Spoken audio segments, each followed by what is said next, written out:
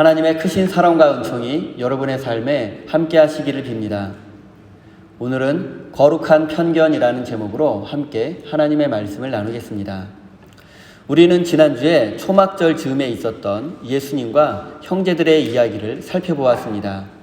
예수님을 구원자로 믿지 못했던 형제들은 예수님에게 더 이상 갈릴리에서만 머물지 말고 예루살렘에서도 한번 능력을 펼쳐보라고 비아냥거리듯 말했습니다. 초막절은 당시 유대인들에게 가장 중요한 명절이었으며 가장 많은 순례객들이 예루살렘을 방문하는 시기이기도 했습니다. 그래서 예수님의 형제들은 예수님에게 유대인의 성지에서, 그것도 가장 많은 사람들이 모이는 그 시기에 오병이어와 같은 기적을 보여주어서 메시아임을 증명해 보라고 요구했던 것입니다. 하지만 예수님은 아직 내 때가 되지 않았기 때문에, 즉 하나님의 시간이 되지 않았기 때문에 이번 초막절에는 예루살렘에 방문하지 않을 것이라고 말씀하셨습니다. 그런데 예수님은 그 말을 지키지 않고 예루살렘을 방문하셨고 성전에서 사람들을 가르치기까지 하셨습니다. 그렇다면 예수님께서 형제들에게 거짓말을 하신 것입니까? 그렇지 않습니다. 예수님은 분명히 이번 명절에는 예루살렘에 올라가지 않겠다고 하셨습니다. 올라가다라는 표현은 단순히 지리적이고 공간적인 것만을 의미하지 않습니다.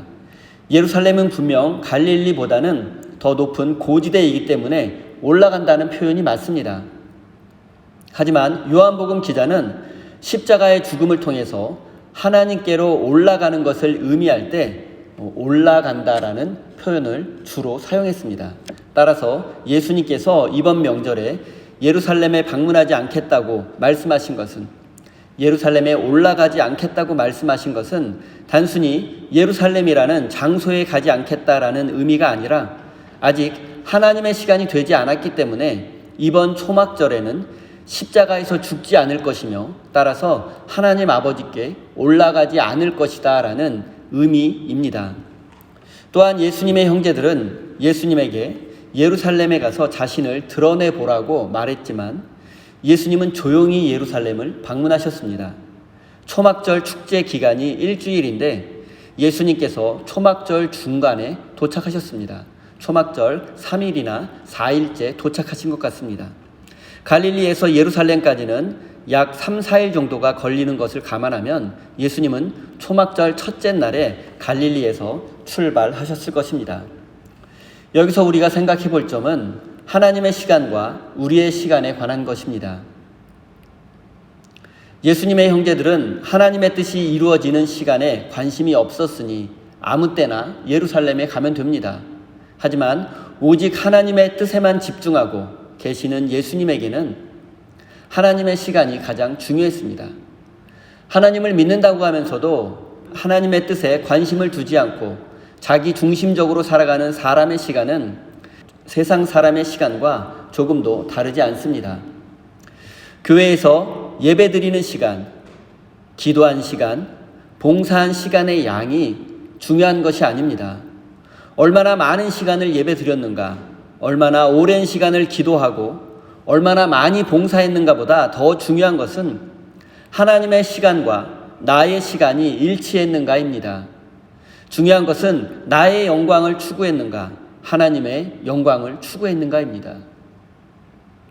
나 자신을 드러내려 했는가, 하나님을 높이려고 했는가. 사랑하는 성도 여러분, 예수님은 자신의 죽음마저도 하나님의 시간에 맞추었다는 사실을 잊지 마십시오. 여러분이 원하는 것을 하나님께 강요하거나 하나님을 여러분의 시간에 맞추려고 해서는 안 됩니다. 이해할 수 없는 상황에서도 하나님의 시간을 기다리고 하나님의 뜻이 이루어지기를 기다리는 마음이 바로 참된 믿음의 시작이라는 사실을 여러분 가슴 깊이 새기시기 바랍니다.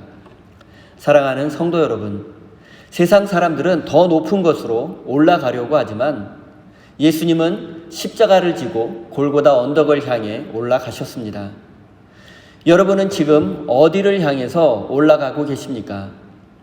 여러분에게 주어진 십자가를 지고 예수님의 뒤를 따라가는 거룩한 믿음의 사람이 되시기를 바랍니다. 10절과 11절 말씀입니다. 그 형제들이 명절에 올라간 후 자기도 올라가시되 나타내지 않고 비밀히 하시니라. 명절 중에 유대인들이 예수를 찾으면서 그가 어디 있느냐 하고. 요한복음 기자는 예수님께서 초막절에 비밀스럽게 예루살렘을 방문했다라고 말합니다. 왜냐하면 유대인들이 예수님을 찾고 있었기 때문입니다. 예루살렘의 권력자들은 예수님이 초막절 기간에는 반드시 예루살렘을 방문하실 것이라고 생각을 했고, 그래서 그때 예수님을 체포하려고 생각하고 있었습니다.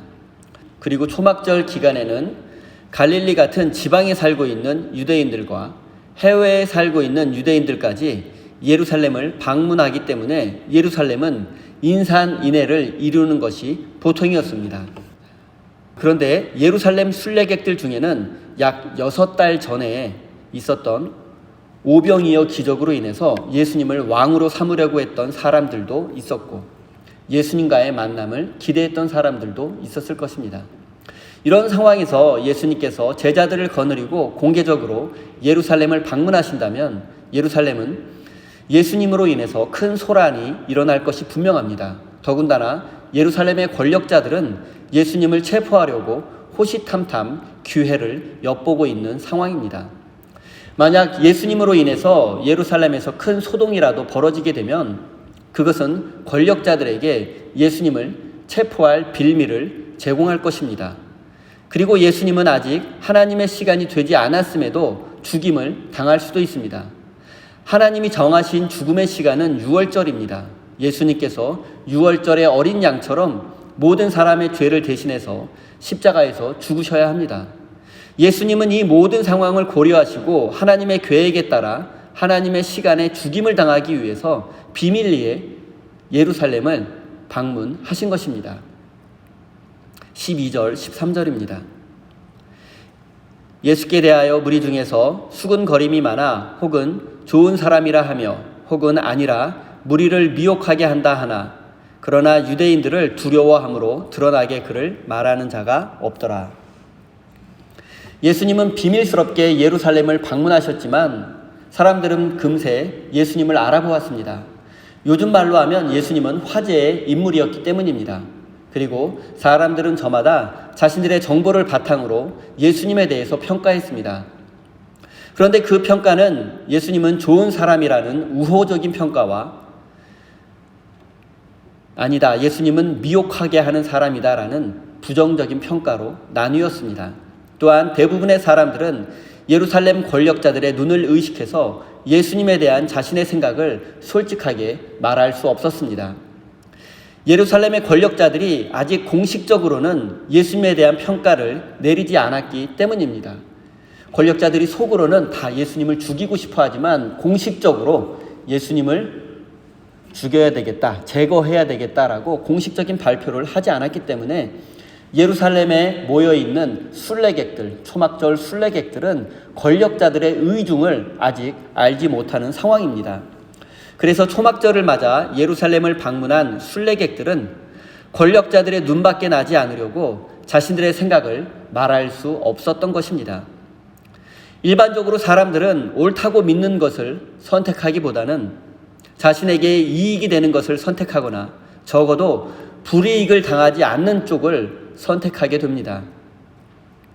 또한 자신이 옳다고 여기는 것보다 더 많은 사람들이 옳다고 여기는 것을 선택하게 됩니다.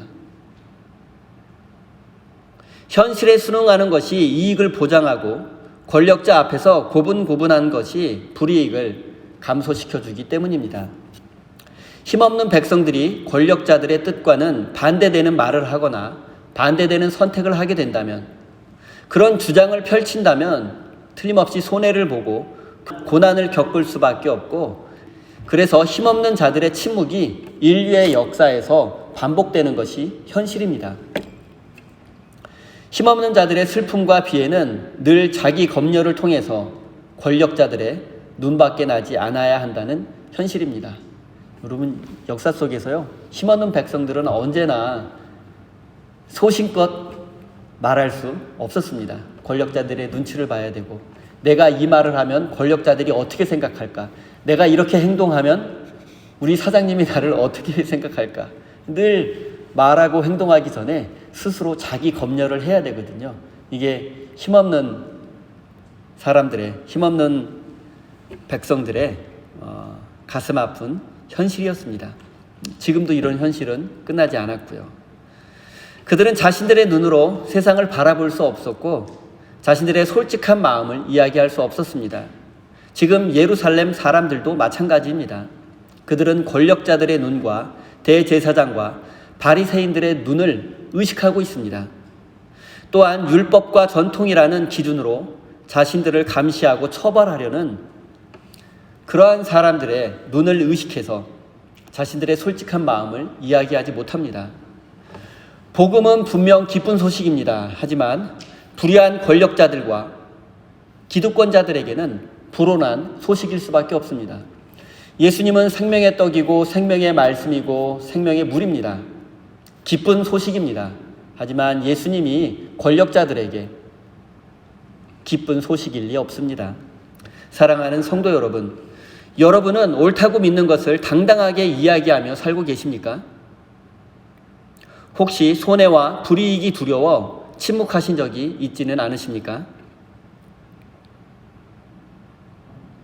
여러분은 여러분이 구원자라고 믿는 예수님의 복음 앞에서 당당하게 살고 계십니까? 눈앞의 이익과 세상에서의 성공 앞에서, 그리고 불이익과 손해를 피하기 위해서 진리를 외면하거나 복음 앞에 부끄러웠던 적이 있지는 않으십니까? 저는 여러분에게 둘 중에 하나를 선택하라고 강요하고 싶지 않습니다. 하지만 만약 우리가 둘 중에 하나를 선택해야만 한다면 하나님께서 원하시는 것이 과연 무엇일지 묵상하시고 한번 기도해 보시기 바랍니다. 14절과 15절입니다. 이미 명절의 중간이 되어 예수께서 성전에 올라가사 가르치시니 유대인들이 기이 여겨 가로되 이 사람은 배우지 아니하였거늘 어떻게 그를 아느냐 하니. 예수님은 비밀리에 예루살렘에 방문하셨지만 자신의 사명을 잊지는 않았습니다. 그래서 성전에서 하나님의 말씀을 가르치셨습니다. 그런데 문제가 생겼습니다. 그것은 바로 당신이 무슨 자격으로 가르치냐고 따지듯 묻는 예루살렘 권력자들과의 갈등이었습니다.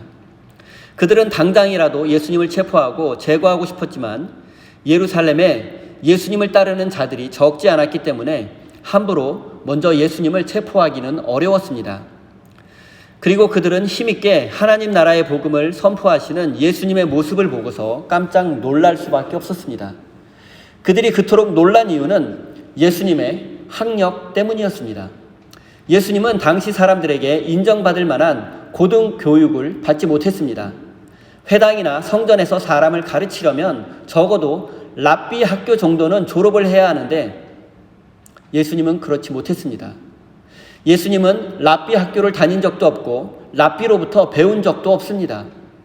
하지만 예수님은 랍비나 율법학자들보다 더 깊이 있게 성경 말씀을 가르치셨습니다.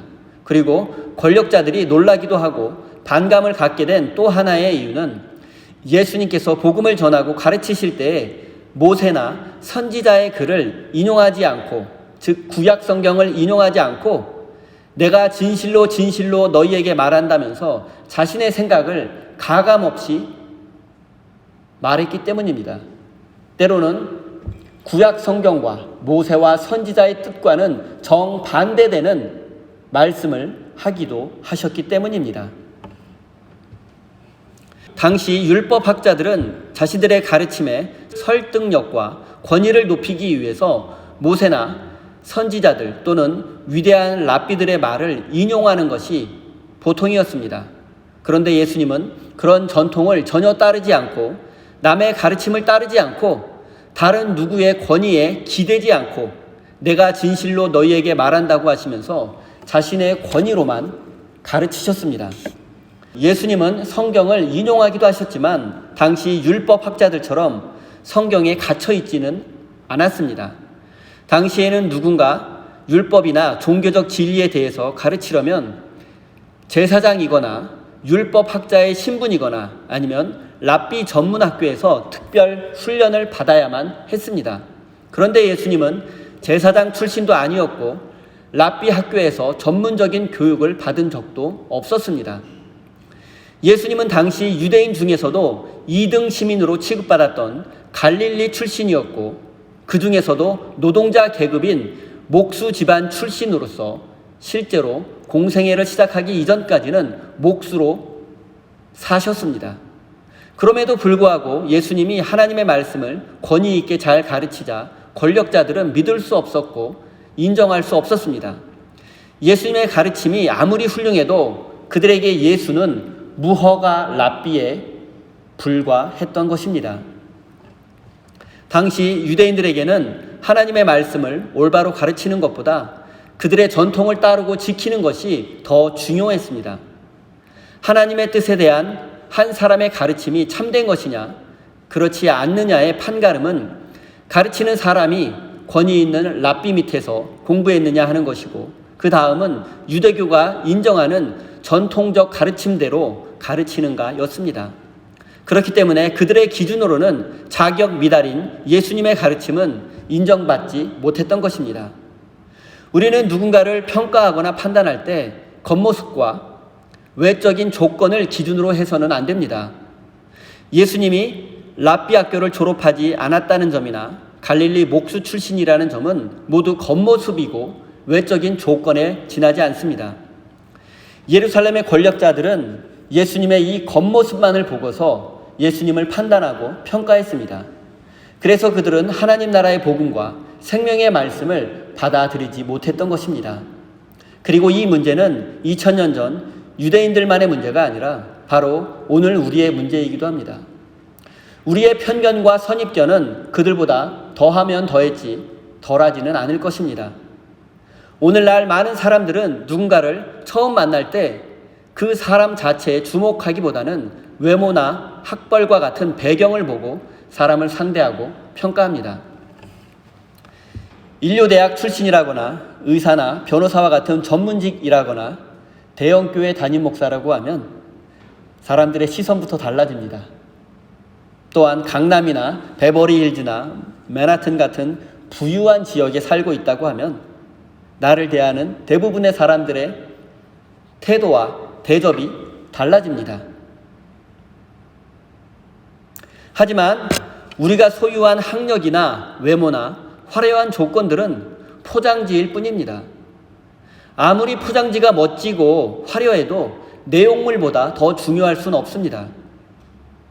우리의 겉모습, 포장지가 아름답고 멋지면 좋겠지만 그것보다 더 중요한 것, 본질적인 것은 포장지 속에 담긴 내용물입니다. 만약 우리가 누군가를 포장지로만 판단하려고 한다면 우리는 결코 하나님의 사람이라고 말할 수 없을 것입니다. 왜냐하면 하나님은 우리의 외모나 조건을 보지 않고 우리의 마음 중심, 즉 삶의 태도와 가치관을 보시기 때문입니다. 그리고 예수님께서 지극히 작은 자의 모습으로, 가난하고 병든 자의 모습으로 우리를 찾아오셔도 우리는 예수님을 알아보지 못할 것이고 결국 구원의 길에서 멀어지게 될 것입니다. 여러분, 예수님은 성경에 여러 차례 말씀하셨어요. 지극히 작은 자의 모습으로 오시겠다고. 여러분, 예수님께서 더러운 포장지로 지극히 낮은 자의 모습으로 예수님이 우리에게 다가오신다면 여러분, 예수님으로 알아보실 수 있으시겠습니까? 저는 지금 여러분에게 외모나 학벌, 배경과 조건, 실력과 능력이 중요하지 않고 오직 내면을 아름답게 가꾸기만 하면 된다고 말씀드리는 것이 아닙니다. 외모를 가꾸고 건강을 관리하는 것, 열심히 노력해서 실력을 키우고 현실적으로 미래를 준비하고 노후를 대비하는 것 매우 중요합니다. 하지만 하나님은 우리의 중심을 보신다는 사실을 잊지 말라고 말씀드리는 것입니다. 사랑하는 성도 여러분, 예루살렘의 권력자들은 예수님이 가방끈이 짧고 가난한 목수 출신이기 때문에 하나님의 말씀을 가르칠 수 없다는 편견이 있었습니다. 그리고 그로 인해서 예수님을 구원자로 믿지 못했고 하나님의 일을 가로막고 심지어 구원자이신 예수님을 제거하는 일에 앞장서는 엄청난 죄를 짓고 말았습니다. 만약 그들에게 아무런 편견과 선입견이 없었다면 그들은 예수님의 말씀에 은혜를 받고 회개하고 하나님의 구원을 받았을지도 모릅니다. 인생을 살면서 편견과 선입견을 버려야 한다고 생각하면서도 버리지 못하고 오히려 더 많은 편견과 선입견이 우리 삶을 지배하고 있음을 저 역시 깨달을 때가 있습니다. 지금 여러분에게 있는 편견은 무엇입니까? 한번 생각해 보십시오. 그리고 만약 그것이 하나님의 뜻과 복음의 정신에 위배된다면 즉시 결단하고 포기해야만 합니다. 왜냐하면 편견과 선입견은 점점 자라서 커지게 되고 결국에는 우리의 삶을 집어삼키고 말기 때문입니다. 편견은 사람과 사람 사이를 멀어지게 하고 선입견은 우리를 진리로부터 멀어지게 만들기 때문입니다. 사랑하는 성도 여러분, 우리에게 정해진 운명이라는 것은 존재하지 않습니다. 그리고 하나님께서 변화시키지 못할 사람도 없습니다. 하나님 안에서는 모든 사람이 새로운 존재로 변화될 수 있고 모든 사람에게는 무한한 가능성이 있습니다. 우리 모두에게는 미래가 열려 있습니다. 그렇기 때문에 하나님은 그 누구도 포기하지 않으시고 새로운 기회를 주시고 기다리십니다. 그런데 하나님도 포기하지 않은 사람을 우리가 포기한다면 그것은 하나님을 향한 불신앙이라는 사실을 기억하십시오. 사랑하는 우리 세임교회 성도 여러분, 지금 여러분의 인생과 신앙을 좀먹고 있는 세속적인 편견을 모두 내려놓고 하나님 안에서는 그 어떤 사람이라도 새로운 존재로 변화될 수 있다는 거룩한 편견을 가지시기 바랍니다. 그 거룩한 편견을 통해서 여러분의 삶이 새롭게 변화되기를 바랍니다. 그리고 여러분의 거룩한 편견을 통해서 우리 교회와 이 세상이 변화되는 하나님의 역사가 일어나기를 예수님의 이름으로 간절히 축원드립니다. 기도하겠습니다. 역사의 주인이신 하나님, 지금까지 우리는 불의한 권력 앞에 침묵했으며 강한 자 앞에서 두려워하기도 했습니다. 또한 작은 손해와 불이익 앞에서 갈등하고 망설이다 세상과 타협하기도 했고 거룩한 삶을 살아내지도 못했습니다. 하나님, 우리를 긍휼히 여겨주시고 하나님의 뜻과 진리 앞에서 담대해질 수 있도록 굳센 믿음을 허락해 주십시오. 은혜로우신 하나님, 우리에게는 예루살렘의 권력자들보다 더한 편견과 선입견이 있습니다. 그로 인해서 인간관계 속에서 버림받음과 실패를 경험하기도 했습니다. 그래서 누군가를 원망하고 불평하며 마음속에서 그를 지워버리고 포기하기도 했습니다. 그래서 하나님께서 나 같은 죄인을 포기하지 않고 은혜를 베푸셨음을 잊고 살았습니다. 하나님, 우리에게 있는 온갖 세속적 편견이 우리의 삶의 가능성을 파괴하고 나 중심의 선입견으로 남의 인생을 함부로 평가하고 상처를 주기도 했습니다. 하나님, 우리의 세속적 편견과 선입견이 복음의 장애물이 되기도 했습니다. 하나님, 우리의 모든 세속적 편견을 내려놓고 하나님 안에서는 그 어떤 사람이라도 새로운 존재로 변화될 수 있다는 거룩한 편견에 사로잡혀 살 수 있도록 인도해 주십시오. 그래서 새로운 인생을 열어가고 새로운 미래를 만들어가는 복된 인생이 될 수 있도록 축복해 주십시오. 사랑의 하나님, 사랑하는 성도들이 소중한 예물을 올려드립니다. 눈물로 씨를 뿌리고 땀 흘려 수고해서 얻은 귀한 것들을 믿음으로 드리오니 바친 모든 손길을 기억하여 주시고 저들의 삶에 감사의 제목이 넘쳐나게 하시고 하나님의 평화가 가득한 복된 인생이 되게 해 주십시오. 하나님, 사랑하는 성도들에게 지혜와 소망을 주셔서 힘차게 삶을 살아갈 수 있도록 도와주시고 저들의 삶이 더욱 가치 있고 의미 있게 하셔서 행복한 인생이 되게 해 주십시오. 예수님의 이름으로 기도드립니다. 아멘.